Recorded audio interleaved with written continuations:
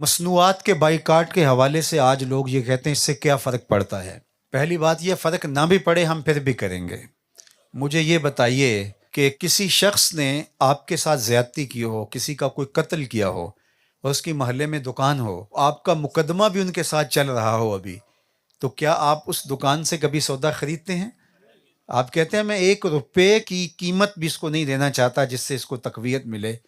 تو کیا یہ 55,000 لوگوں کا خون اتنا ہی سستا ہے کہ ہم کہتے ہیں کہ اس سے کیا فرق پڑتا ہے؟ اور لوگوں کا مزاج یہ ہے کہ ان کے مشروبات کے مقابلے میں یا ان کی مصنوعات کے مقابلے میں اپنی دیسی کوئی مصنوعات آتی ہیں، کوئی مشروب آتا ہے یا کوئی کھانے والی چیز آتی ہے تو لوگوں کے نخرے دیکھنے والے ہوتے ہیں، اس کو چکھ کے کہتے ہیں نہیں وہ ذائقہ اس طرح کا نہیں ہے۔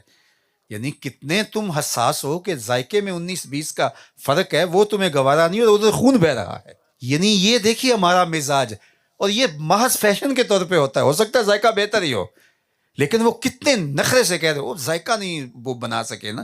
اور پھر میں ان تاجروں کو بھی کہوں گا کہ جو بائیکاٹ کے زمانے کے اندر کسی چیز کا شروع کرتے ہیں اور پھر اس کو کمائی کا ذریعہ بنا لیتے ہیں، کمائی ضرور کریں لیکن اس کو امت کی مجبوری بنا کے لوگوں کو لوٹنے کی کوشش نہ کریں۔ اگر امت مسلمہ کے تاجر دیانتدار ہو جائیں تو دنیا ان کی چیزوں کی طرف تھوکے بھی نہ۔ تو آپ کیوں اپنی چیزوں کو، اپنی مصنوعات کو معیاری نہیں بناتے؟ لیکن میں جو بات عرض کی کہ اگر معیاری نہیں بھی ہے تو کوئی بات نہیں ہے، ہم جس طرح کی بھی ہوں وہ لیں گے لیکن ان کی مصنوعات کا ہم مکمل بائیکاٹ کریں گے انشاءاللہ۔ اور اب یہ باتیں صرف وعدے لینے اور کہنے تک نہیں رہ گئی، اب بچا بھی کیا ہے باقی، اب ہمیں عملی طور پہ اس پہ آنا ہوگا۔